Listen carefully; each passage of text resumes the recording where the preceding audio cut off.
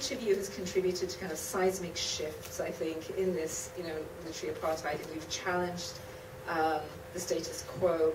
How do you think the status quo can continue to be challenged? How are you deciding to do it maybe in your own work? And what are the challenges that maybe some of the young writers in the audience and editors can rise to? What do you think the work is that they should be doing, and how's the best way to do that? And by this I also include all people of all colour, brown, pink, white, yellow. Let's not think that people of colour are just brown, right? Yeah, so I think there's really important work that needs to be done by all people of all colour. So who'd like to jump in with this? Yes, thank you. There was a delegate, can you hear me? Am I on? There was a delegate at you're gonna love this, at the Republican convention who said you can't trust Middle Easterners because they look like Mexicans, so you don't know anything. And I really believe, and everybody who knows me, and I have to thank the Bona people for coming and the Mills people and the white people for coming, that inside of the current academic structure, there's a panic that the brown people are going to take over, that the other is going to take over. So it's very much like the political world. They're tightening down on access and, I believe, abilities to talk to writers of color specifically, or to allies of kind of the progressive thought. And so one of the things that I think is important, first of all, is to keep our position strong in these places and be as influential as possible. But second, especially for young people, you create your own worlds. You create your magazines, and you create your e-zines and your newspapers and your books, and become a force that way. When we look at the table of what's available today, there are anthologies edited by people who are here, and people who are in those anthologies, because somebody said we have to get these collections together. So I guess my advice is to go hard and strong on what you believe, and don't get pushed, and because the pushing is pretty intense right now. And the things that are at risk are your livelihoods and your health care and your homes and your voice. And so that I'm into creating things much like Bona. So that's my start. So you guys can take I don't know, whoever wishes to but just to complicate matters then, Elmaz. So something that worries me is that there are a few South Asian American online magazines that have started, and unfortunately the editing isn't always so strong, and there's this accusation that comes down from the main literary establishment that says, oh yes, you have your literary ghettos. We're pretty strongly told that, and we will never pick from those. You have your little places. And I worry sometimes as to, should I send my work to such publications? I want to support multiple communities, but I also want to challenge what is seen as, well, you have your place, but here's the mainstream.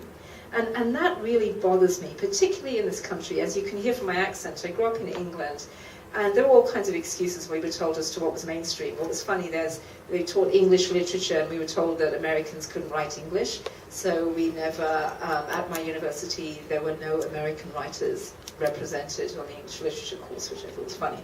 But over here, there are Faulkner and Hemingway, etc. They're the seen as this mainstream. And why are we not there as a group challenging that? And one of the issues I think is one of language. But anyway, Francisco, it sounded like you had a comment. Yeah. I really believe that you have to believe in yourself. I remember that I was at Stanford, and I was taking a career writing course. I was writing short, what I call tattoos. And they were short pieces. And I spent the quarter just writing my short pieces. And I had to turn in my work. And the professor was very mad at me and said, oh my God, these are not poems. And I said to him, oh, they're tattoos. And it was very interesting because, so he had the power of grading me, and he didn't give me a good grade. But I had to believe in myself. I said, but that's what I'm going to do now. And my first tattoo was, poems fill up pages, tattoos punch your flesh. And so I sent the collection to you see Irvine, they had an honorary prize, and I got first prize. And so that showed me that, my professor at Stanford was imposing a view on me, and I had to resist. And so we had to be resistant. We had to say, when they tell you no, you have to say yes. And it's been a struggle all my life. When I wanted to do a book for children in English and Spanish, I was told not to, because there's no market for that, Francisco. Not to write in Spanish, write in English, not poems, short stories. Because if you're going to get published, you have to write short stories for children. And so I said, no, I want to do poems. And so it took me 4 years to actually get my first book published. And then after that, I opened the door for me as a poet to write poems to children. I have 6 titles, and actually, my 6 titles have sold about 250,000 copies. Yeah. So that tells you that you're going to be told not to. They'll say, not to do this, not to do that, this is not right. Mainstream America tells you this is the way you should be and behave. And you have to say, no, not for me.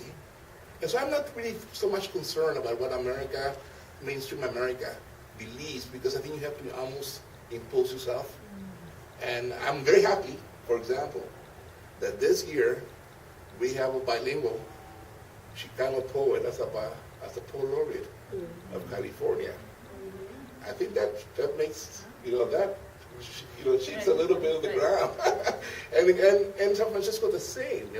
Alejandro Murguía is the poet laureate of San Francisco, and Juan Felipe Herrera, who is an outstanding poet. I think in terms of American poetry, he is really a genius. And I believe that he is shaking grounds. And I think the writing is on the wall. I think the gatekeepers, and they will always be gatekeepers. Yeah. They will tell you not to. Right. And they will edit you down, they want to partition you. Yes. The same thing happens all the time. So we're not going to be able to resist that, but I think we have to believe in ourselves, and by writing and by publishing, that's how we resist. Right.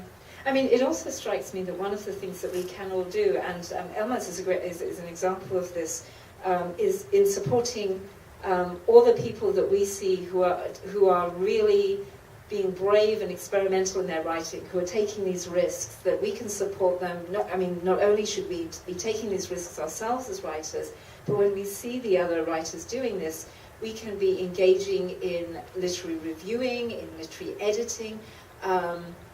It's been said for a long time that we really don't have any significant people reviewing, for example, South Asian American writing. There's just this idea, let them write kind of exotic writing, let them just get on with it, and nobody critiques it and says, no, this is not good writing, we don't want this to pass, but look at this experimental writer, look at, Prageeta Sharma is a South Asian American poet who doesn't get as much, as much airplay because she doesn't write Kama Sutra poets, But this is what literary reviewers, they have a power to do, right? And Elmaz, for example, in setting up your foundation, VONA, Voices of Our Nation, Voices of Our Nation's Arts Foundation, which is specifically, and I was very impressed by this comment you made in an interview when you said that for so many minority ethnic group writers, we're exoticized by the mainstream, and that we're kind of told, our voices are kind of extreme, and I'm paraphrasing you badly, but that we end up thinking a lot about how unusual we are and not working on our writing skills. And one of the important things that VONA does is bring together all these writers of color and says, well, guess what? We're all in the same boat in that regards. Now, let's get over that bit. Let's look at the writing and what we're doing for literature. Ronaldo, one of the things that excites me about the work you're doing is that it's so experimental, it's so different. There's a poem of yours that I love, and you have such long titles that I can't completely reproduce them, but it was about the brown boy with four narratives. It was in your latest book, Poems of a Black Object. And they're this engaging with 4 completely different, these narratives. Would you like to talk about that? Yeah, I think in some ways I'm so happy about this this conversation that I think is propelled around a particular cultural moment, right? Which has to do with, sort of, how does the kind of poetic self emerge within expectations around literary desire, right? I mean, that seems like what we're sort of corralling this around. And in many ways, I'm so interested in this question of, for me, it's like, who are these gatekeepers? And what is this sort of poetic self that has to engage in all of this work of complete freedom or utter freedom in order to enter where? I don't know. I mean, in some ways, the poems of the Black Object, I was writing simultaneously as I was finishing my dissertation, which is really exploring this whole question of Black fragmentation. I was doing this, like a lit crit thing and just trying to do these poems at the same time. But at the same time, I was really interested in just how ultimately, I think the larger questions that I had to do were going to no one, really, but my dissertation committee maybe, or maybe sort of the larger field of what I thought was a Black poetics, or a kind of, so those were things that I was really interested in.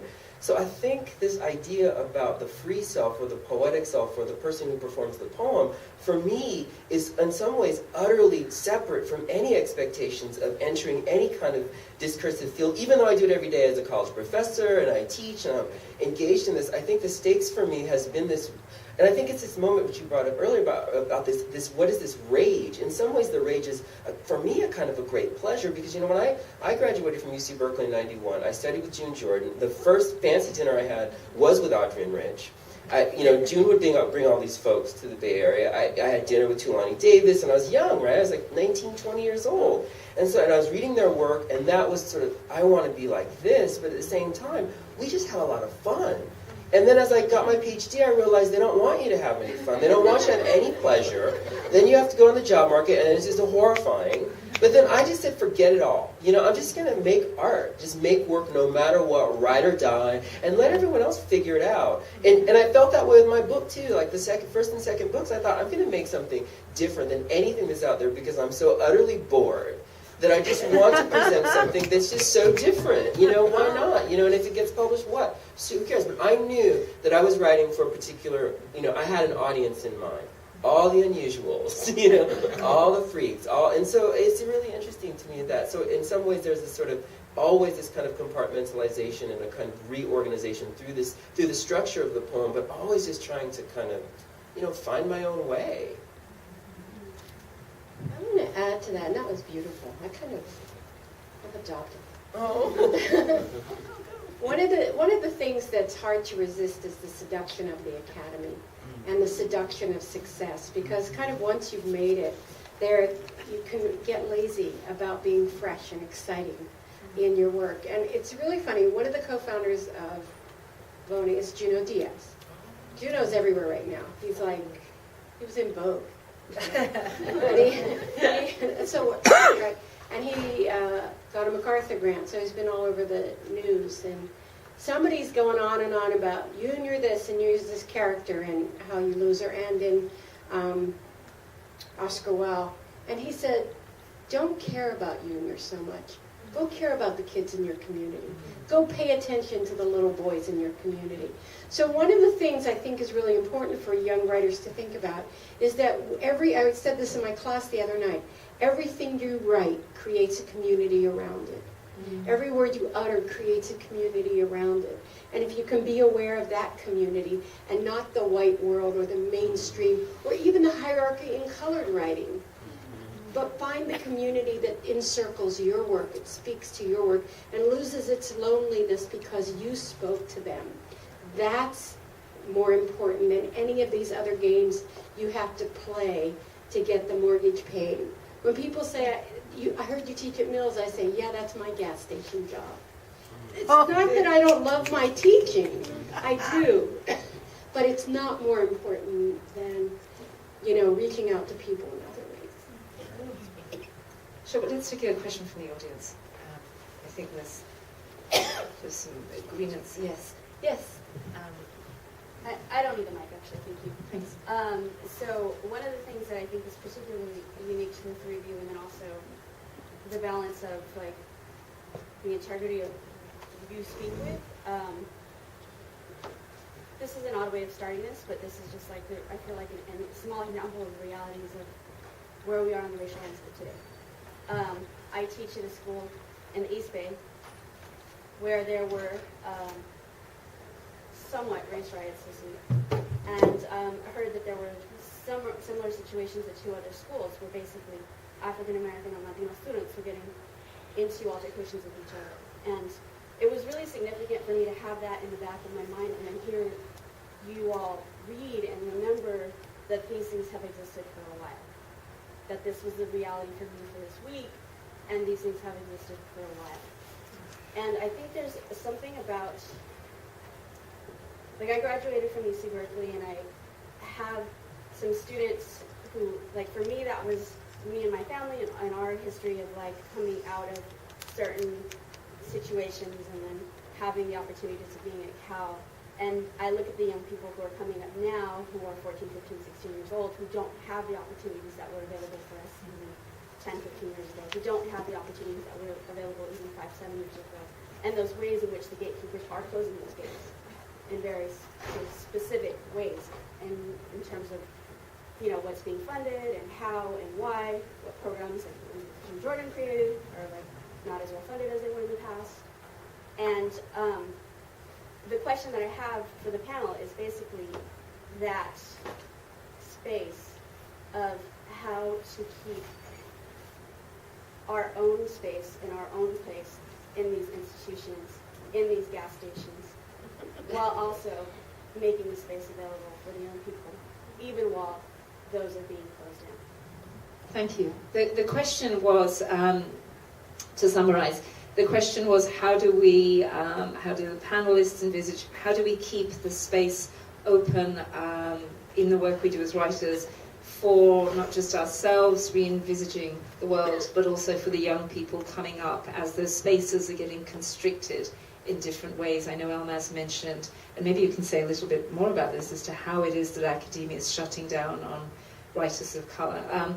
So maybe you could, I know Francisco, you teach at UC Davis. Do you have a...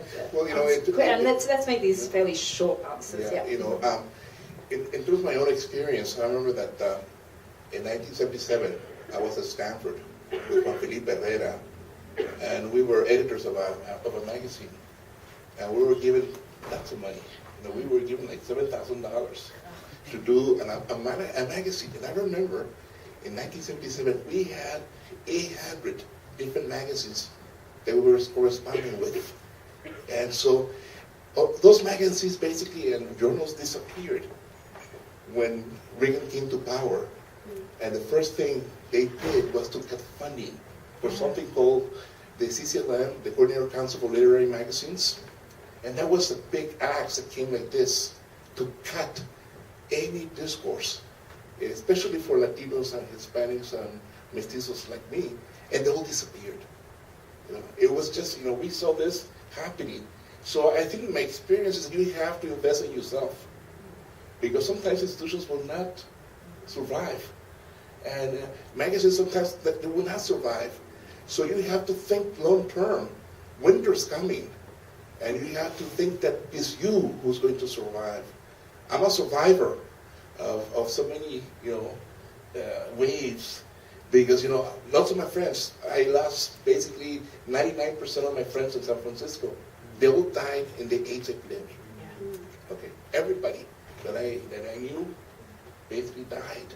And so I had to think long term, you know, how I'm going to survive. Right now, I'm very much involved with the new era that's coming up of the Mesoamerican, because I think I see this as a way for my own community to survive what's going on. I think the new era is a flower, and so I become like almost like a prophet, you know, calling and saying, "Oh, the new era is coming," you know. Here I am, you know, and I founded a group. It's very important to do community. I believe in community. I believe that you have to have your inner sanctum, you know, where you are basically this, you know, you are surrounded by people that will not protect you, because society is not going to protect you. Thank you. Well, I'll just say quickly that I just don't know why I was thinking about about that time with Poetry for the People and being in June Jordan's first class before it was Poetry for the People, which was just simply the reading and writing of African American poetry.